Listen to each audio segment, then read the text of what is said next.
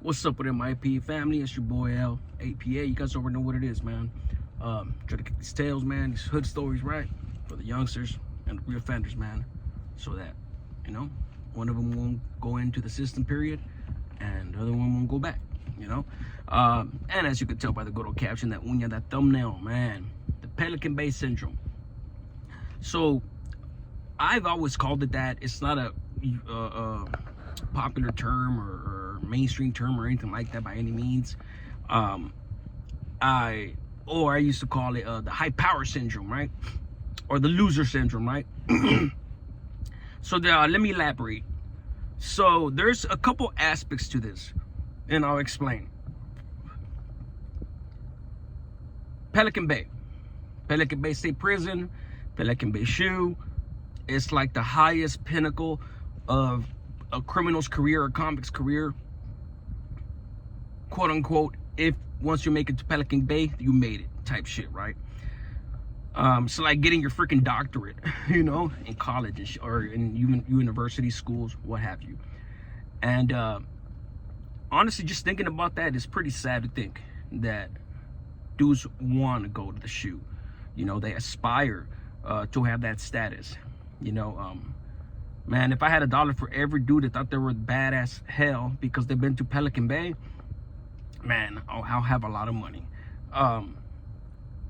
So the syndrome comes in. Part of it is that they think they're better than everybody.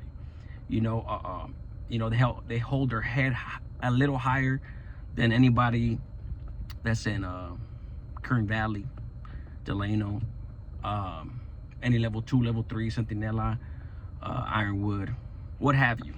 Any other prison except for Pelican Bay. Even when it comes to the two other political prisons, or violent and political. One of them being Corcoran and the other one being High Desert. And also you got Salinas Valley that are just as dangerous. The fact of the matter is, the only reason Pelican Bay has this part of its status is because, they built a new SHU there and they transferred all the high profile dudes that used to be in Corcoran, and before that Chino. So Chino was the Pelican Bay of their day. Corcoran was the Pelican Bay of their day. But I don't even think it's fair saying that, because Corcoran is Corcoran. Corcoran is notorious as well. So that's where it gets a status, man. They send all the they warehoused all the top echelon of the organizations, and and if it wasn't, in my opinion, if it wasn't for that infamous riot, the 2000 riot, Pelican Bay would probably not have as much infamy as it has now. To me, I've been to a handful of 180s, and honestly, I had a chance to go to Pelican Bay when I was getting kicked out of the SHU when my murder was up, and they were sending a lot of people to the Bay, right? But everybody wanted to get to Kern Valley State Prison because they thought it was part of the best 180 program. The food was good, that type of stuff, right? Everybody wanted to go to Kern Valley. You didn't want to go to High Desert or Pelican Bay because it's way the hell up there, or New Folsom, or Salinas Valley, or even Tehachapi, when Tehachapi had a 180 mainline, half of the yard. The only reason, if I would have been younger and still ignorant, I would have been like, hell yeah, I want to go to Pelican Bay. I want to add that to my resume, right? But I said, hell no.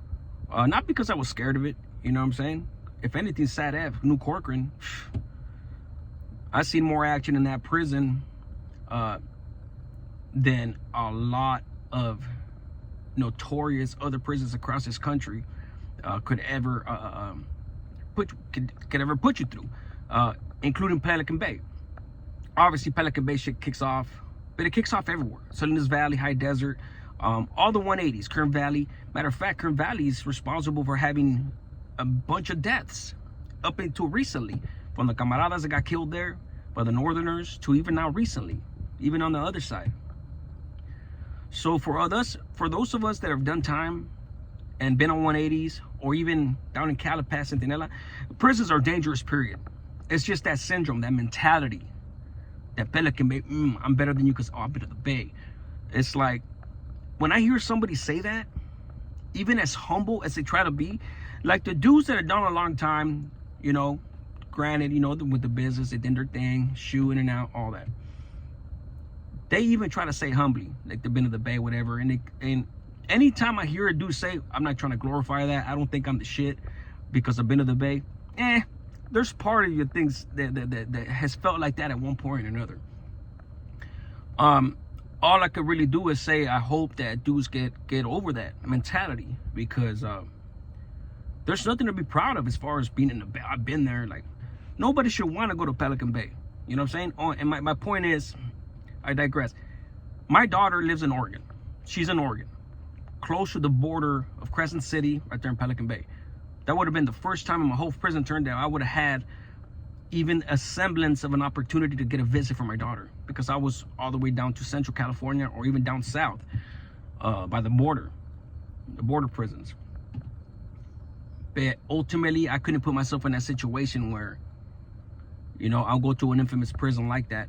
Granted, nowadays, you guys got to understand that when I went to the shoe this last time, I was coming back from out of state, and I didn't know how the peace treaty, the end of hostilities, was holding up. I really didn't inquire about it or anything. Came to find out that Pelican Bay is probably one of the most peaceful prisons, along with a lot of 180s. Now, the main lines has one of the most peaceful environments compared to the other side as well now, and compared to before the end of hostilities, because the end of hostilities came into effect. You know, being at Kern Valley, the only thing that really was dangerous and got in your way was the fact that your faction wanted you to put in work for them. If somebody messed up or whatnot, he needed to be handled, or you needed to be handled by your own people. But as far as incidents and riots, there really hasn't been very many to speak of. You know, you're always gonna have riots no matter what. That compared to before the lockdowns and everything, the GP is a breeze right now. Yeah, you could get killed, but that's if you fucked up. That's if they pushed you out politically. It's all money related or politically related. It's no longer racially motivated like it used to be. And honestly, like, another aspect to the Pelican Bay Syndrome, or even to the, the ignorance syndrome, dudes that always ask, hey homie, what's up, mama? What's your name? Okay, where you coming from? Okay, hey, how long you been down? I've been down 5 years. I've been down 27 years. Like, and they say that shit like they're proud. You know what I'm saying? Like, because they've been down longer, a decade, 2 decades, or even a handful of years more than you. Any amount of time that they've been down longer than you, oh, I've been down this. They say that shit with pride, like it's something to be fucking proud of, like they're cool and shit. That's something that always tripped me out when I got to prison. You know, like, how much time you got? Oh, I got all day. You know, it's almost even like the homies, the ignorance of lifers, right? These certain type of lifers that I'm talking about. Give you an example. I got to the main line, right? I got out the hall and got to my first main line, and an OG asked me, how much time you got, youngster? And at the time, I still had like 12 and a half years left, almost 13 years. And he's like, you're short. You're going home soon. I don't care. I may not have life. You know what I'm saying? If I would have said 15 alive, or 10 alive, 7 alive, I've never heard of 10 alive, but 7 alive, 15 alive, anything one life, he wouldn't have said that. But the whole mentality of, if you're a lifer, you're a lifer, it's almost like they feel like they belong to a certain exclusive fraternity, a cult, that if you're not a lifer, you're not cool. You know? Oh, you're just visiting. 15 years for 2 strikes, I'm just visiting. I could catch a 3rd strike at any given moment.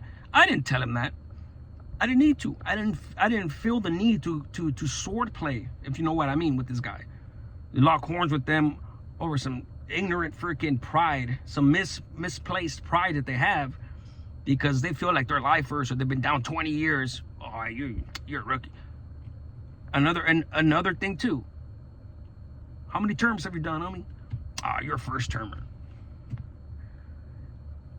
I had homeboys that were in and out of prison. They'd done several terms and still have not gone anywhere near the amount of time that I did on my first term.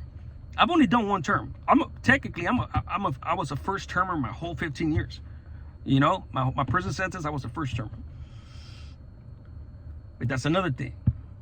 You know, like I get the whole there's some good and having done several terms in a sense where you can lace homies up, you know what you're doing, you're not new, you know, you're less likely to fuck up because you know what you're doing. I get that aspect of it. But the aspect of showing off, you know, for lack of a better word, or like I said, feeling prideful and feeling good about it, it's just like, at a certain point, I was just like, it always struck me as like weird, like, why would you feel proud of that? You know, granted, you know, a good amount of my life, you know, it was part of the plan. You know, I wanted to put in work and all that shit, earn my stripes and all that for my neighborhood. But when it came down to doing time, I never felt the need like, oh, I want to have more time so that I could be able to tell dudes, oh man, you're short to the house. I've always tripped out on that shit, you know, the Pelican Bay Syndrome, you know. That's what I like to refer to it as, and it's very sad. It's very sad, man. And one thing that I noticed is that no matter if that's the way you feel, that's not the way you're gonna feel forever, you know. And sometimes I feel like that's the only thing that keeps dudes going. That they're on the highest level, they're in the debate. That's the only, it's kind of like a street fame. You know, it's like street fame. When the homies here, the little homies here out there, like, oh, he's in the Bay. They say that shit with pride. You know, oh, he's in Corcoran. I mean, oh, okay, ain't no joke. Okay, I heard it was cracking up there. That type of shit. And that's the type of mentality, man, that I want youngsters and even reoffenders to hear on my channel and not want to think that way. I want to reverse that type of mentality, you know, because that type of mentality is just keeping you in prison. It just keeps the recidivism going, and it keeps you back and forth, revolving door. And that's why, see, on my channel, I recently seen a video because it caught my attention, and oh boy was talking about how a lot of these channels have no solution. And I understand what he's saying. So all I could really say is, if it doesn't apply, let it fly. But for me, I came on YouTube to spread a message for youngsters, knowing that not many are going to be affected, but at least some are. But at least I'm going to try. I've never came on here pretending like I had a solution.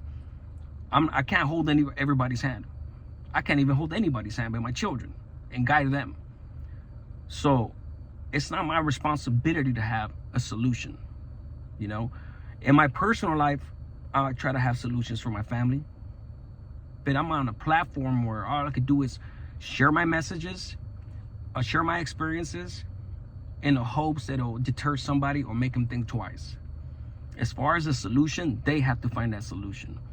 I mean, granted, there is people out here trying to spread a message in conjunction with solutions, in a sense where they're giving you tips on going to school, going to college, doing this. And I've mentioned it before, but I could only mention it one time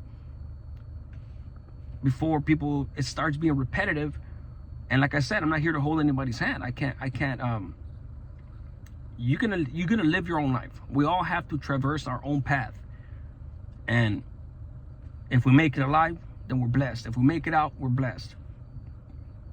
But the Pelican Bay Syndrome is one of the mentalities that I feel that needs to be eradicated or cleaned up before a lot of dudes start having a chance. Same thing. Being proud of the barrio and all that shit. Being stuck in a corner, posted up like we used to before, strapped up, doing this, neighborhood fame, all that shit. You know. But yeah, like I said, man, I just wanted to share that right there. I've always tripped out on that mentality, Pelican Bay Syndrome that I call it. I always used to call it that shit. you know, I hope you guys got a little something from this. There's some more videos coming, guys. Start dropping lives a lot more consistent now, and I appreciate you guys tapping in, man. Hit those likes, hit the subscribe, share my videos if you guys can, man. You guys already know, one life saved is one life blessed. A smart man learns from his mistakes, but a wise man learns from other people's mistakes. APA, I'm out.